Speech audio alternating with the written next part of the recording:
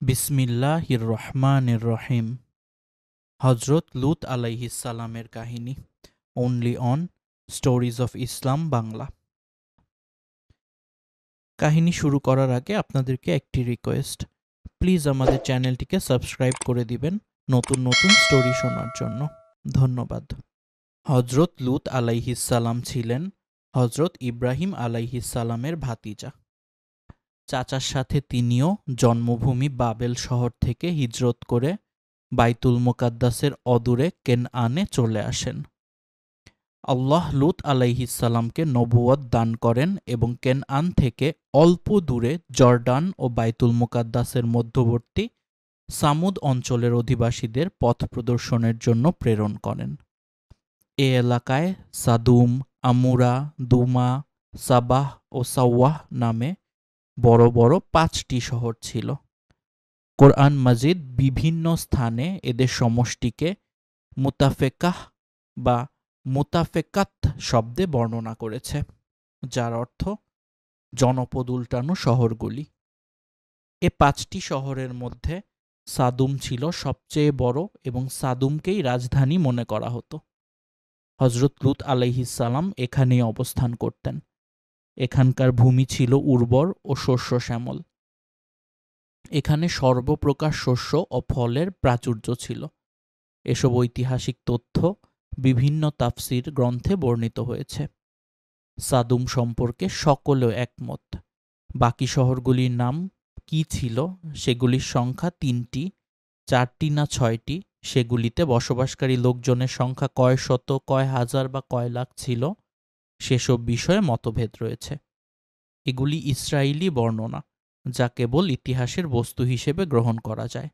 কোরআন ও হাদিসে শুধু মূল বিষয়বস্তুর বর্ণনা এসেছে, যা মানবজাতির জন্য শিক্ষণীয়। উল্লেখ্য যে লূত আলাইহিসসালাম সম্পর্কে পবিত্র কোরআনের 15টি সূরায় 87টি আয়াতে বর্ণিত হয়েছে। লূত আলাইহিসসালামের দাওয়াত।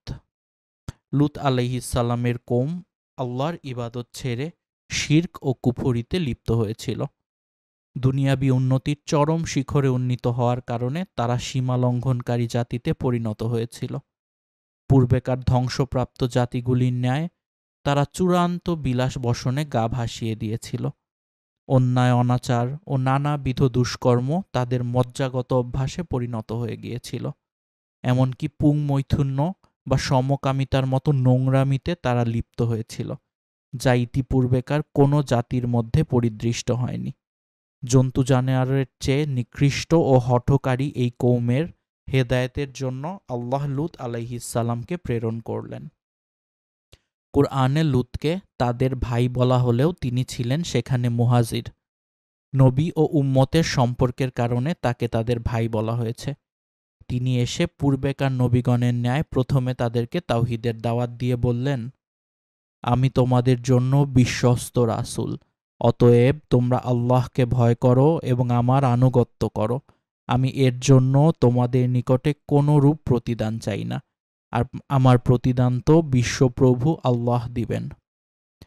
অতঃপর তিনি তাদের বদভ্যাসের প্রতি ইঙ্গিত করে বললেন, বিশ্ববাসীর মধ্যে কেন তোমরাই কেবল পুরুষদের নিকটে কুকর্মের উদ্দেশ্যে এসে থাকো, আর তোমাদের স্ত্রীগণকে বর্জন করো, যাদেরকে তোমাদের জন্য তোমাদের পালনকর্তা সৃষ্টি করেছেন।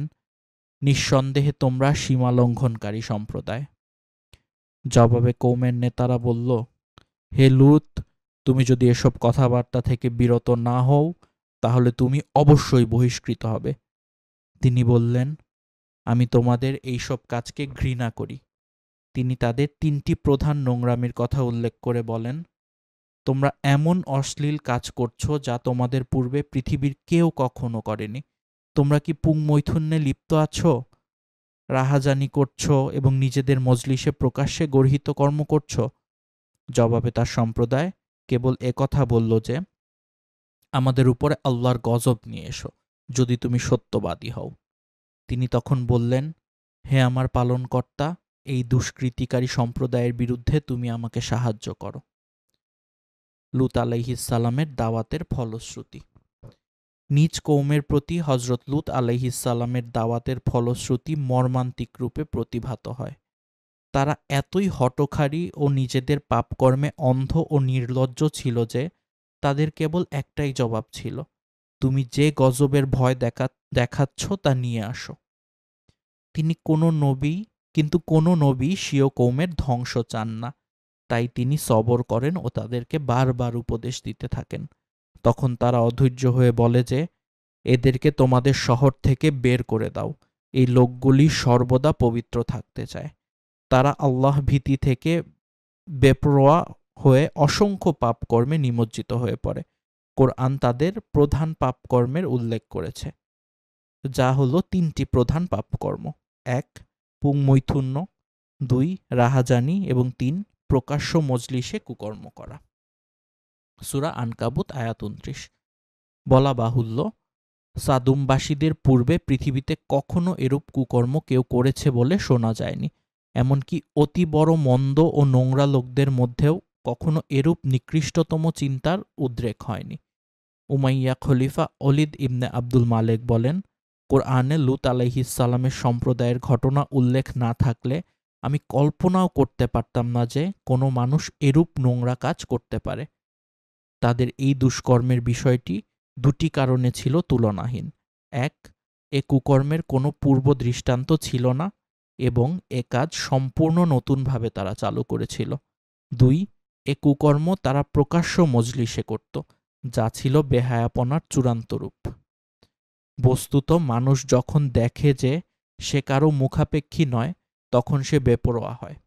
সামুদবাসীদের জন্য আল্লাহ স্বীয় নেকমত সমূহের দুয়ার খুলে দিয়েছিলেন, কিন্তু তারা শুকরিয়া আদায় না করে কুফুরি করে এবং ধনৈশ্বর্যের নেশায় মত্ত হয়ে বিলাসবাসন, কামপ্রবৃত্তি ও লোভ লালসার জালে এমনভাবে আবদ্ধ হয়ে পড়ে যে লজ্জা শরম ও ভালো মন্দের স্বভাবজাত পার্থক্যটুকুও তারা হারিয়ে ফেলে।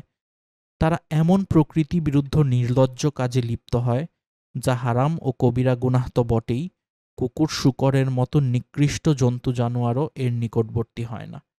তারা এমন বদ্ধ নেশায় মত্ত হয় যে লূত আলাইহিসসালামের উপদেশবাণী ও আল্লাহর গজবের ভীতি প্রদর্শন তাদের হৃদয়ে কোনো রেখাপাত করেনি। উল্টা তারা তাদের নবীকেই শহর থেকে বের করে দেবার হুমকি দেয় এবং বলে যে, তোমার প্রতিশ্রুত আযাব এনে দেখাও যদি তুমি সত্যবাদী হও। তখন লূত আলাইহিসসালাম বিফল মনোরথ হয়ে আল্লাহর সাহায্য কামনা করলেন, ফলে যথারীতি গজব নেমে এলো। উল্লেখ্য যে বর্তমানে বিশ্বে মহামারী আকারে যে মরণ ব্যাধি এইডসের বিস্তৃতি ঘটেছে, তার মূল কারণ হল পুংমৈথুন্য, পায়ুমৈথুন্য ও সমকামিতা। ইসলামী শরিয়াতে এই কুকর্মের একমাত্র শাস্তি হল উভয়ের মৃত্যুদণ্ড, যদি উভয়ে ইচ্ছাকৃতভাবে এ কাজ করে। রাসূলুল্লাহ সাল্লাল্লাহু আলাইহি ওয়াসাল্লাম বলেন, অভিশপ্ত ওই ব্যক্তি যে লূতের কওমের মতো কুকর্ম করে। অন্যত্র তিনি বলেন, আল্লাহ তাআলা ওই ব্যক্তির প্রতি ফিরেও তাকাবেন না যে ব্যক্তি কোনো পুরুষ বা নারীর মলদ্বারে মৈথুন্য করে।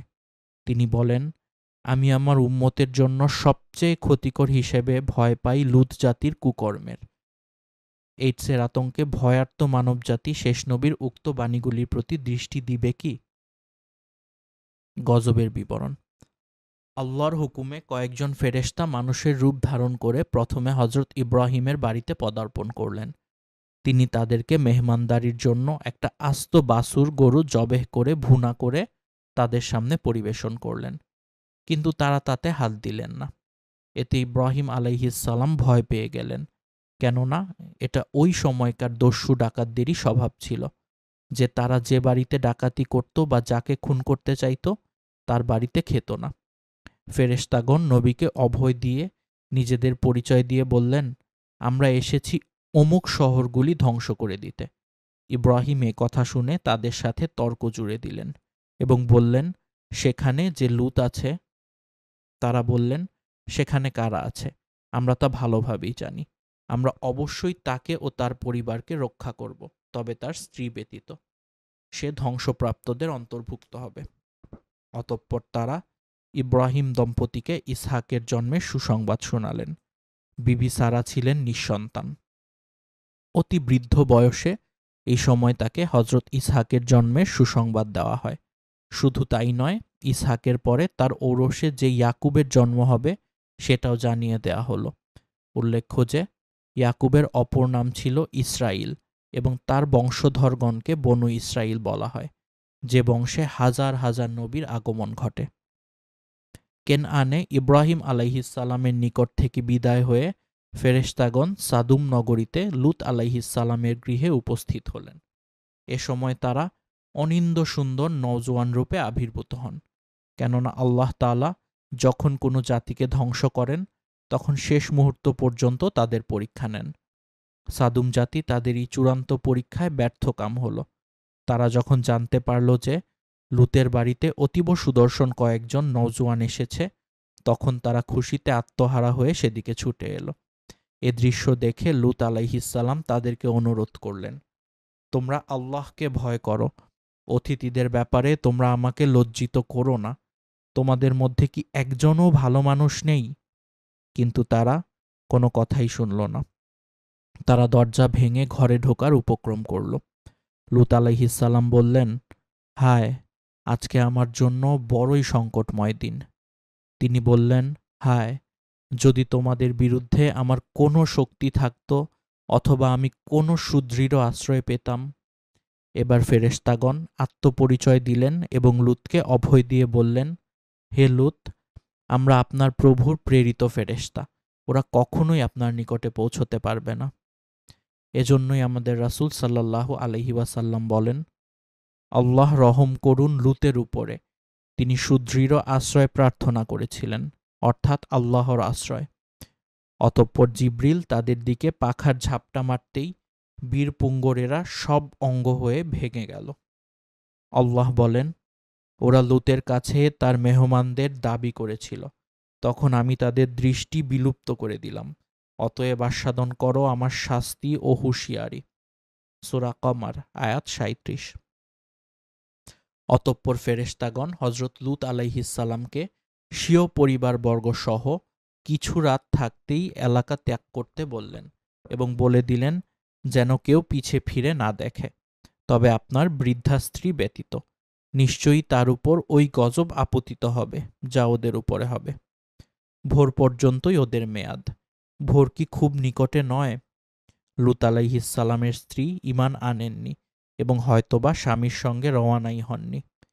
তারা আরও বলেন, আপনি তাদের পিছে অনুসরণ করুন, আর কেউ যেন পিছন ফিরে না তাকায়।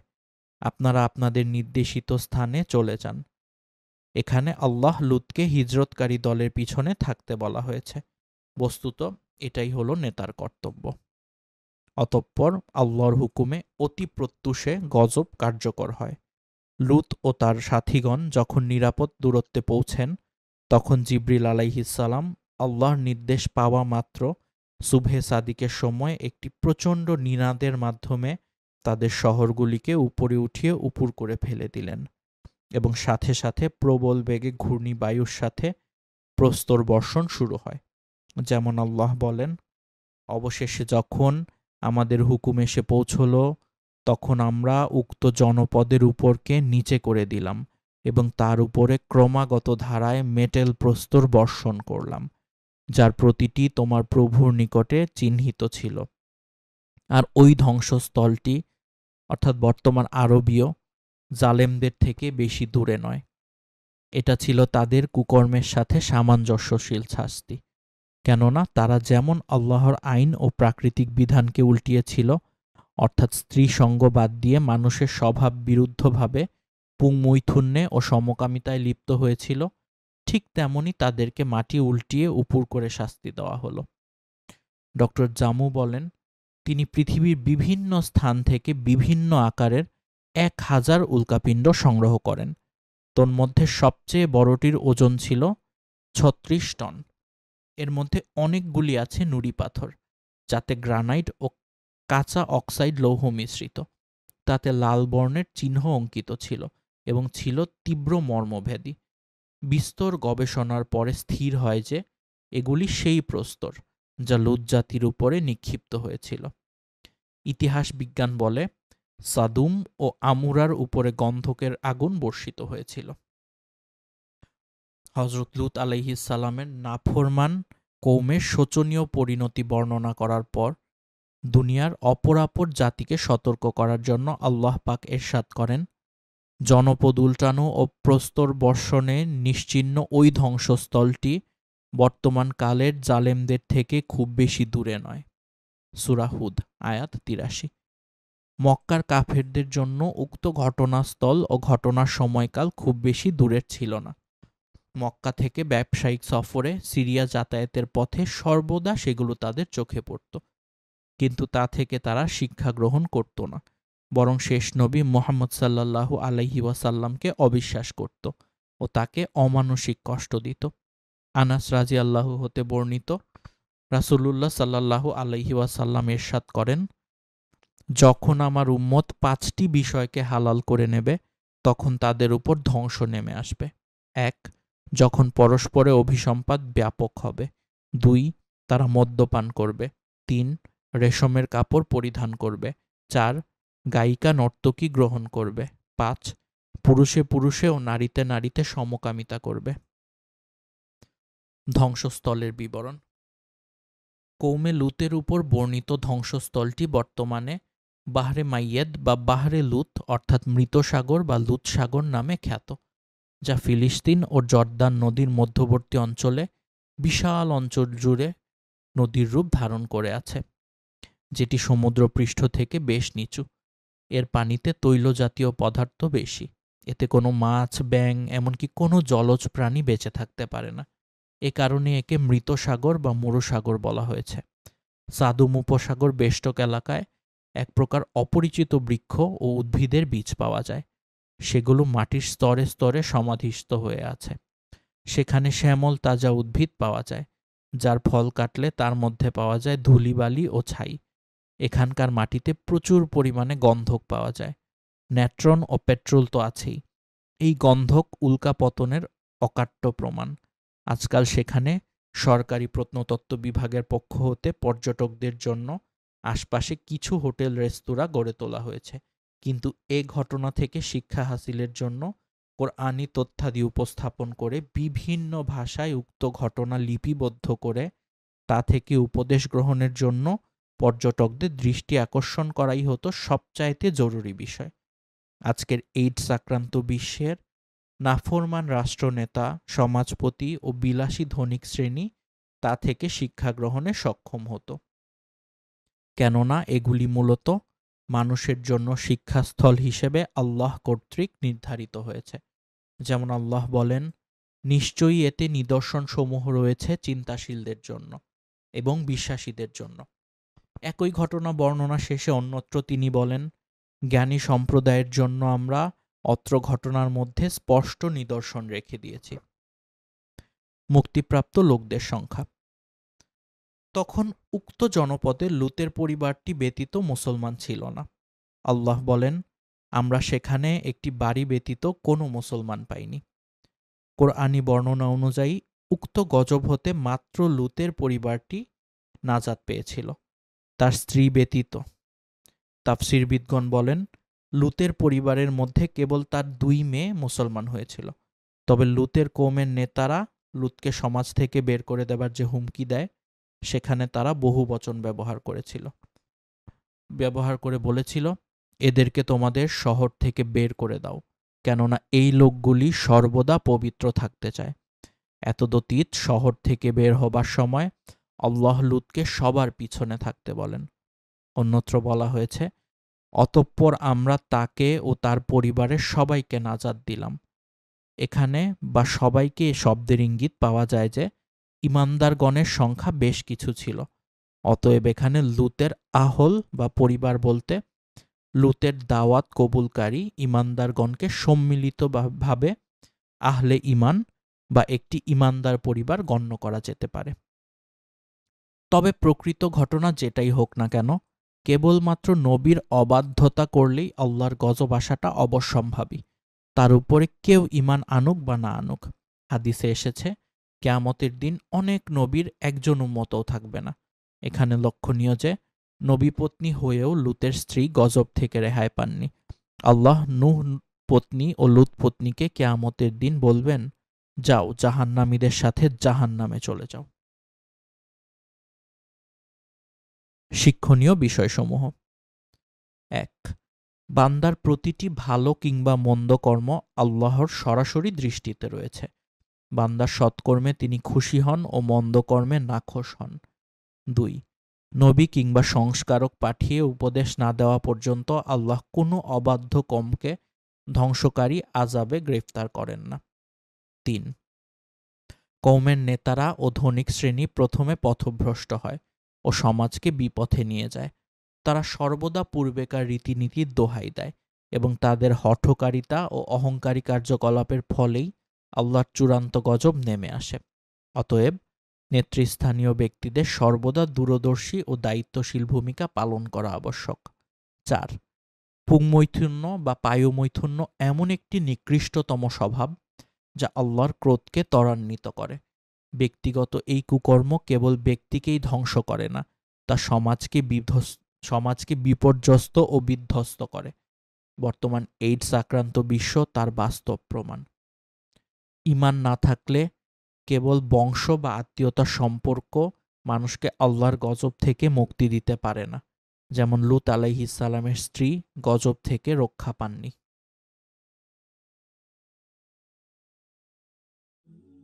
বিসমিল্লাহির রহমানির রহিম। হযরত সালেহ আলাইহিস সালামের কাহিনী। Only on stories of Islam Bangla.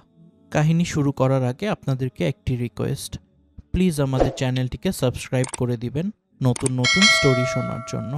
ধন্যবাদ। আদ জাতির ধ্বংসের প্রায় ৫০০ বছর পরে হযরত সালেহ আলাইহিস সালাম কওমে সামুদের প্রতি নবী হিসাবে প্রেরিত হন। কওমে আদ ও কওমে সামুদ একই দাদা ইরাম এর দুটি বংশধারার নাম। এদের বংশ পরিচয় ইতিপূর্বে হুদ আলাইহিস সালামের আলোচনায় বিধৃত হয়েছে। কওমে সামুদ আরবের উত্তর পশ্চিম এলাকায় বসবাস করত। তাদের প্রধান শহরের নাম ছিল হিজর, যা শাম দেশের অর্থাৎ সিরিয়ার অন্তর্ভুক্ত ছিল। বর্তমানে একে সাধারণভাবে মাদায়েনে সালেহ বলা হয়ে থাকে। আদ জাতির ধ্বংসের পর সামুদ জাতি তাদের স্থলাভিষিক্ত হয়। তারাও আদ জাতির মতো শক্তিশালী ও বীরের জাতি ছিল। তারা প্রস্তর খোদাই ও স্থাপত্যবিদ্যায় খুবই পারদর্শী ছিল। সমতল ভূমিতে বিশালকায় অট্টালিকা নির্মাণ ছাড়াও পর্বতগাত্র খোদাই করে তারা নানা রূপ প্রকোষ্ঠ নির্মাণ করত। তাদের স্থাপত্যের নিদর্শনাবলী আজও বিদ্যমান রয়েছে। এগুলোর গায়ে ইরামি ও সামুদি বর্ণমালার শিলালিপি খোদিত রয়েছে। অভিশপ্ত অঞ্চল হওয়ার কারণে এলাকাটি আজও পরিত্যক্ত অবস্থায় রয়েছে। কেউ সেখানে বসবাস করে না। নবম হিজরিতে তাবুক যুদ্ধে যাওয়ার পথে মুসলিম বাহিনী হিজরে অবতরণ করলে রাসূলুল্লাহ সাল্লাল্লাহু আলাইহি ওয়াসাল্লাম তাদেরকে সেখানে প্রবেশ করতে নিষেধ করে বলেন, তোমরা ওইসব অভিশপ্তদের এলাকায় প্রবেশ করো না, ক্রন্দনরত অবস্থায় ব্যতীত। যদি ক্রন্দন করতে না পারো তাহলে প্রবেশ করো না, তাহলে তোমাদের উপর ওই গজব আসতে পারে যা তাদের উপর এসেছিল।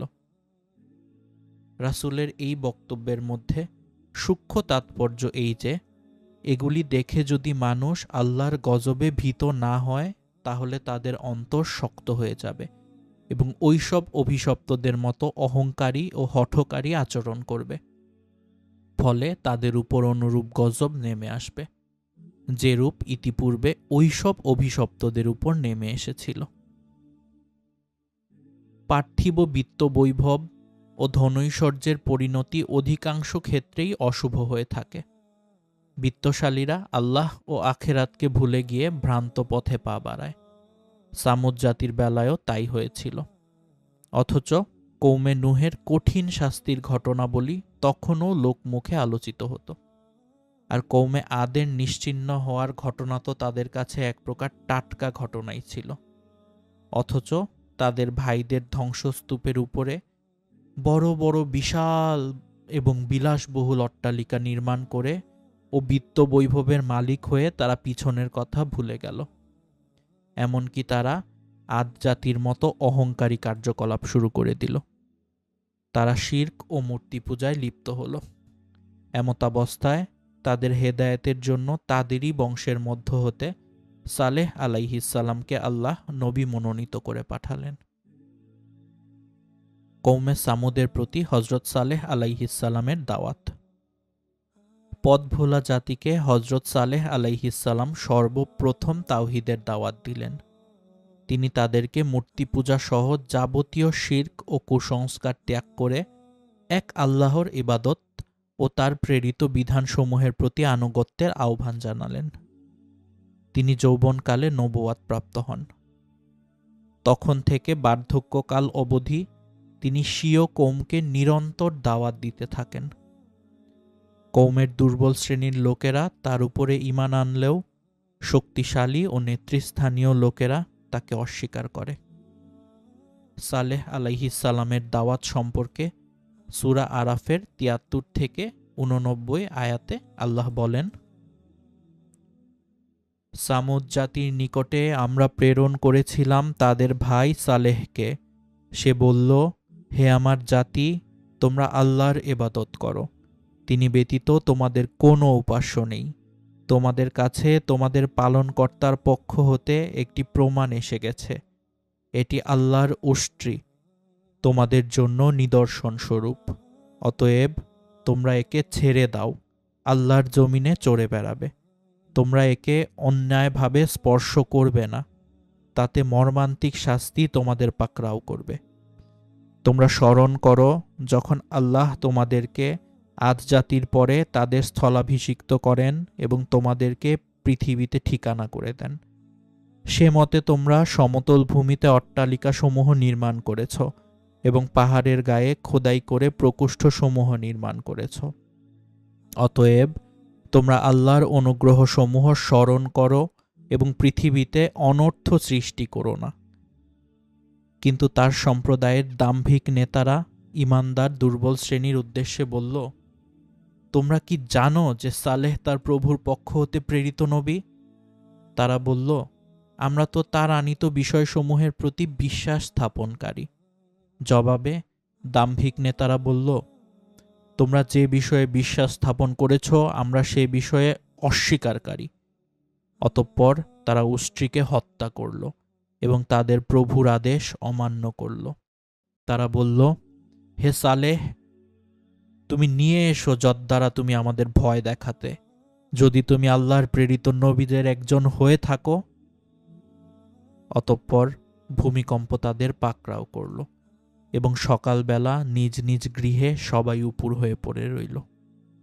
সালেহ তাদের কাছ থেকে প্রস্থান করল এবং বলল, হে আমার সম্প্রদায়, আমি তোমাদের কাছে আমার প্রতিপালকের পয়গাম পৌঁছে দিয়েছি এবং তোমাদের কল্যাণ কামনা করেছি, কিন্তু তোমরা কল্যাণকামীদের ভালোবাসো না। সালেহ আলাইহিসসালামের উপর উপরোক্ত দাওয়াত ও তার কওমের আচরণ সম্পর্কে পবিত্র কোরআনের ২২টি সূরায় ৮৭টি আয়াতে বিভিন্নভাবে বর্ণিত হয়েছে। সালেহ আলাইহিসসালামের দাওয়াতের ফলশ্রুতি। ইতিপূর্বেকার ধ্বংসপ্রাপ্ত জাতিগুলোর ন্যায় কৌমে সামুদও তাদের নবী হজরত সালেহ আলাইহিসসালামকে অমান্য করে। তারা বিগত আদ জাতির ন্যায় পৃথিবীতে অনর্থ সৃষ্টি করতে থাকে। নবী তাদেরকে যতই দাওয়াত দিতে থাকেন, তাদের অবাধ্যতা ততই সীমা লঙ্ঘন করতে থাকে। তারা বলল, হে সালেহ, ইতিপূর্বে আপনি আমাদের কাছে আকাঙ্ক্ষিত ব্যক্তি ছিলেন। আপনি কি বাপদাদার আমল থেকে চলে আসা উপাস্যদের পূজা করা থেকে আমাদের নিষেধ করছেন? তারা কৌমের দুর্বল ও দরিদ্র লোকদের জমা করে বলল, তোমরা কি বিশ্বাস করো যে সালেহ তার প্রভুর পক্ষ হতে প্রেরিত ব্যক্তি? তারা জবাব দিল, আমরা তো তার আনিত বিষয়ের প্রতি বিশ্বাস স্থাপনকারী। এ কথা শুনে দাম্ভিক নেতারা ক্ষিপ্ত হয়ে বলে উঠল, তোমরা যে বিষয়ে ঈমান এনেছ আমরা ওইসব কিছুকে অস্বীকার করি। তারা আরও বলল, আমরা কি আমাদেরই একজনের অনুসরণ করব? তাহলে তো আমরা বিপদগামী ও বিকারগ্রস্ত বলে গণ্য হব। আমাদের মধ্যে কি কেবল তারই উপরে ওহী নাজিল করা হয়েছে? আসলে সে একজন মহা মিথ্যাবাদী ও দাম্ভিক। তারা সালেহকে বলল, আমরা তোমাকে ও তোমার সাথে যারা আছে তাদেরকে অকল্যাণের প্রতীক মনে করি। এইভাবে সমাজের শক্তিশালী শ্রেণী তাদের নবীকে অমান্য করল এবং মূর্তি পূজা সহ নানাবিধ শিরক ও কুসংস্কারে লিপ্ত হল এবং সমাজে অনর্থ সৃষ্টি করতে থাকল। আল্লাহর ভাষায়, তারা হেদায়েতের চাইতে অন্ধত্বকেই পছন্দ করে নিল। অতঃপর তাদের কৃতকর্মের ফলে অবমাননাকর শাস্তির গর্জন এসে তাদের পাকড়াও করল। কওমে সামুদের উপরে আপতিত গজবের বিবরণ। ইবনু কাসির বর্ণনা করেন যে, হজরত সালেহ আলাইহিস সালামের নিরন্তর দাওয়াতে অতিষ্ঠ হয়ে সম্প্রদায়ের নেতারা স্থির করল যে তার কাছে এমন একটা বিষয় দাবি করতে হবে যা পূরণ করতে তিনি ব্যর্থ হবেন এবং এর ফলে তার দাওয়াতও বন্ধ হয়ে যাবে। সে মতে তারা এসে তার নিকট দাবি পেশ করল, আপনি যদি সত্যিকার আল্লাহর সত্যিকারের নবী হন, তাহলে আমাদেরকে নিকটবর্তী কাতেবা পাহাড়ের ভিতর থেকে একটি 10 মাসের গর্ভবতী সবল ও স্বাস্থ্যবতী উষ্ট্রী বের করে এনে দেখান। এ দাবি শুনে হজরত সালেহ আলাইহিসসালাম তাদের কাছ থেকে অঙ্গীকার করে নিলেন যে, যদি তোমাদের দাবি পূরণ করা হয় তবে তোমরা আমার নবুওয়াতের প্রতি ও আমার দাওয়াতের প্রতি ঈমান আনবে কি না। জেনে রেখো, উক্ত মুজেজা প্রদর্শনের পরেও যদি তোমরা ঈমান না আনো, তাহলে আল্লাহর গজবে তোমরা ধ্বংস হয়ে যাবে। এতে সবাই স্বীকৃত হল ও উক্ত মর্মে অঙ্গীকার করল। তখন সালেহ আলাইহিসসালাম সালাতে দাঁড়িয়ে গেলেন এবং আল্লাহর নিকটে প্রার্থনা করলেন। আল্লাহ পাক তার দোয়া কবুল করলেন এবং বললেন, আমরা তাদের পরীক্ষার জন্য একটি উষ্ট্রী প্রেরণ করব। তুমি তাদের প্রতি লক্ষ্য রাখো এবং ধৈর্য ধারণ করো। কিছুক্ষণের মধ্যেই পাহাড়ের গায়ে কম্পন দেখা দিল এবং একটি বিরাট প্রস্তরখণ্ড বিস্ফোরিত হয়ে তার ভিতর থেকে কওমের নেতাদের দাবির অনুরূপ একটি গর্ভবতী ও লাবণ্যবতী তরতাজা উষ্ট্রী বেরিয়ে এলো।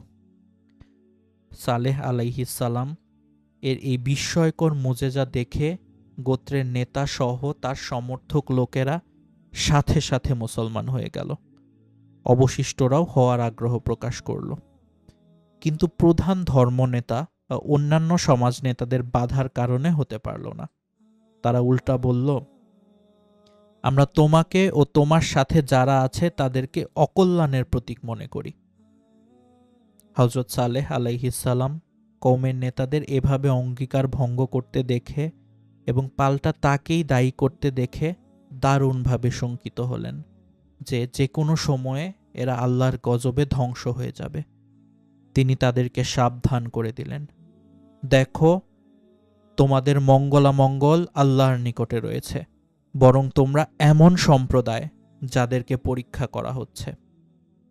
অতঃপর পয়গম্বর সুলভ দয়া প্রকাশ করে বললেন, এটি আল্লাহর উষ্ট্রী, তোমাদের জন্য নিদর্শন স্বরূপ।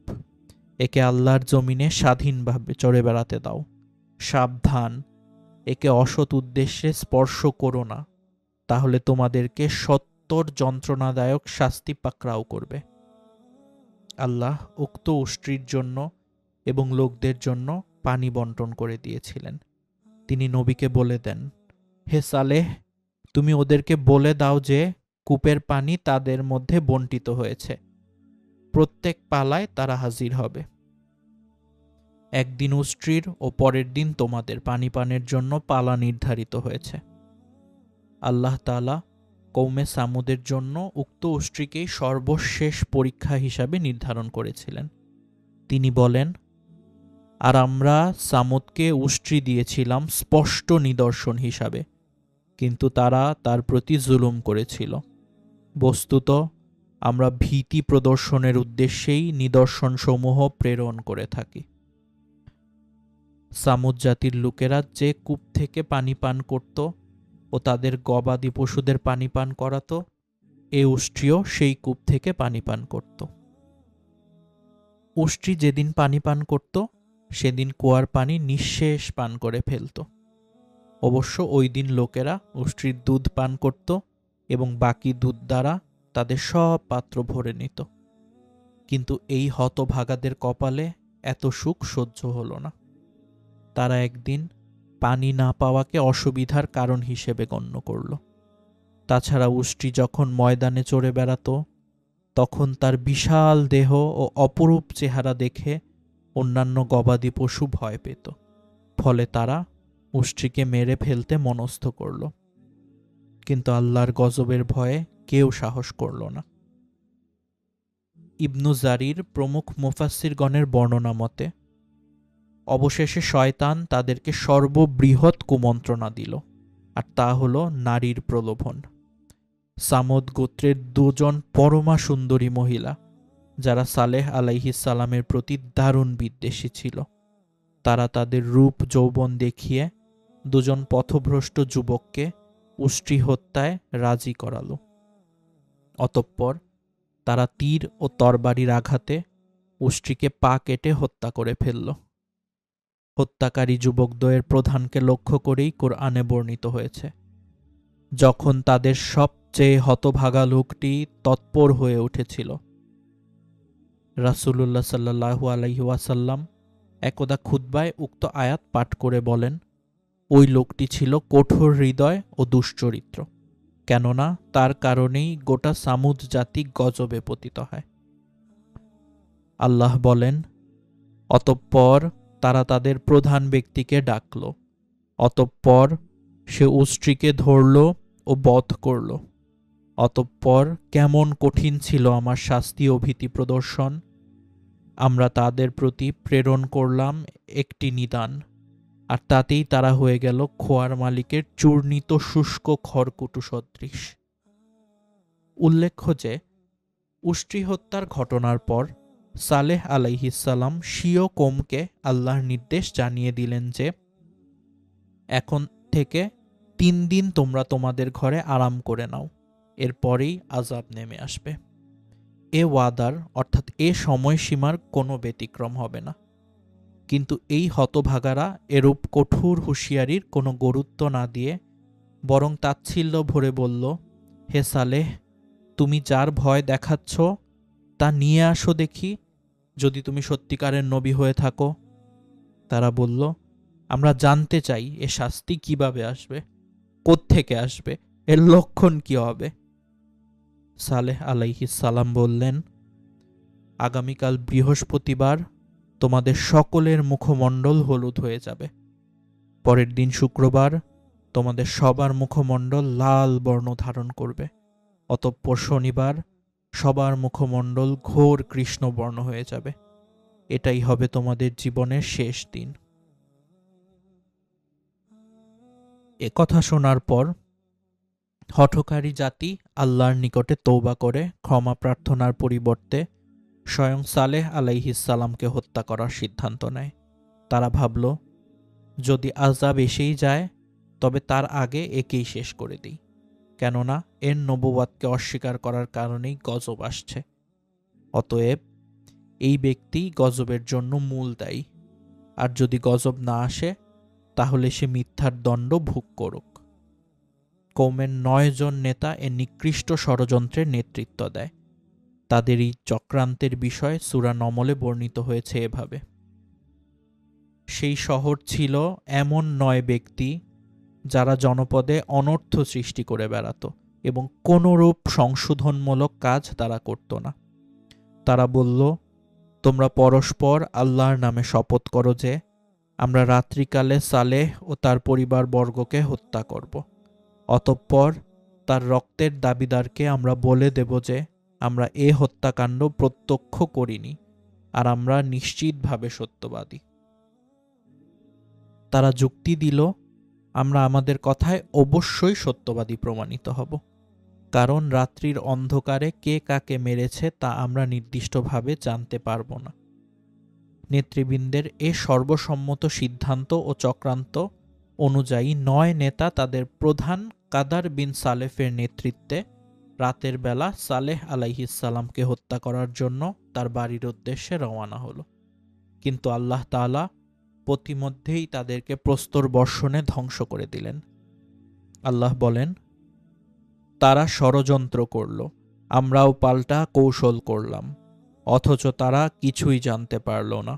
তাদের চক্রান্তের পরিণতি দেখো, আমরা অবশ্যই তাদেরকে ও তাদের সম্প্রদায়ের সবাইকে ধ্বংস করে দিয়েছিলাম। উল্লেখ্য যে কোরআনে ওই 9 ব্যক্তিকে বা 9টি দল বলা হয়েছে। এতে বোঝা যায় যে ওরা 9 জন 9টি দলের নেতা ছিল এবং তারা ছিল হিজর জনপদের প্রধান নেতৃবৃন্দ। উপরোক্ত চক্রান্তের ঘটনায় একটি বিষয় লক্ষণীয় যে জাতির শীর্ষ দুষ্টমতী নেতারা কুফর, শিরক, হত্যা, সন্ত্রাস ও ডাকাতি লুণ্ঠনের মতো জঘন্য অপরাধসমূহ নির্বিবাদে করে গেলেও তারা তাদের জনগণের কাছে মিথ্যাবাদী সাব্যস্ত হতে রাজি ছিল না। আর তাই এক মিথ্যাকে ঢাকার জন্য শত মিথ্যার আশ্রয় নিতেও তারা কখনো কুণ্ঠাবোধ করে না। যাই হোক, নির্ধারিত দিনে গজল নাজিল হওয়ার প্রাক্কালেই আল্লাহর হুকুমে হজরত সালেহ আলাইহিসসালাম স্বীয় ঈমানদার সাথীগণকে নিয়ে এলাকা ত্যাগ করেন। যাওয়ার সময় তিনি স্বীয় কওমকে উদ্দেশ্য করে বলেন, হে আমার জাতি, আমি তোমাদের কাছে স্বীয় পালনকর্তার পয়গাম পৌঁছে দিয়েছি এবং সর্বদা তোমাদের কল্যাণ কামনা করেছি, কিন্তু তোমরা তোমাদের কল্যাণকামীদের ভালোবাসো না। গজবের ধরন।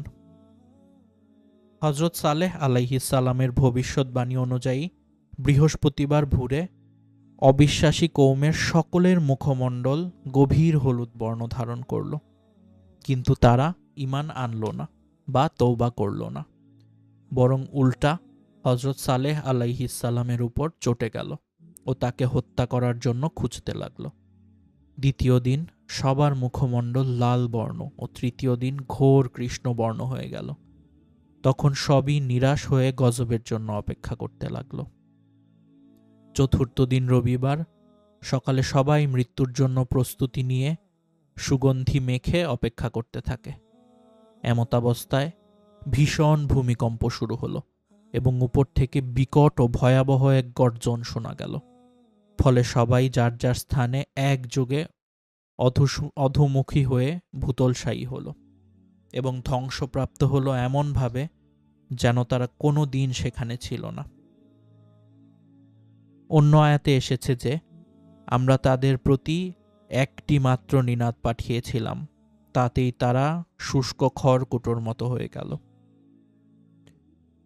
কোনো কোনো হাদিসে এসেছে রাসূলুল্লাহ সাল্লাল্লাহু আলাইহি ওয়াসাল্লাম বলেন, সামুদ জাতির উপরে আপতিত গজব থেকে আবু রেগাল নামক জনৈক অবিশ্বাসী নেতা ওই সময় মক্কায় থাকার কারণে বেঁচে গিয়েছিল, কিন্তু হারাম শরীফ থেকে বেরোবার সাথে সাথে সেও গজবে পতিত হয়।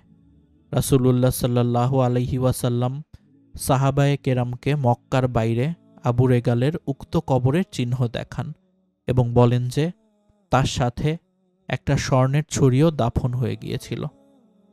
তখন কবর খনন করে তারা ছড়িটি উদ্ধার করেন। উক্ত রেওয়ায়েতে একথাও বলা হয়েছে যে তায়েফের প্রসিদ্ধ সাকিফ গোত্র উক্ত আবু রেগালের বংশধর, তবে হাদিসটি জয়ীফ। অন্য হাদিসে এসেছে রাসূলুল্লাহ সাল্লাল্লাহু আলাইহি ওয়াসাল্লাম বলেন যে সাকিফ গোত্রে একজন মিথ্যাবাদী ভণ্ড নবী ও একজন রক্তপিপাসুর জন্ম হবে।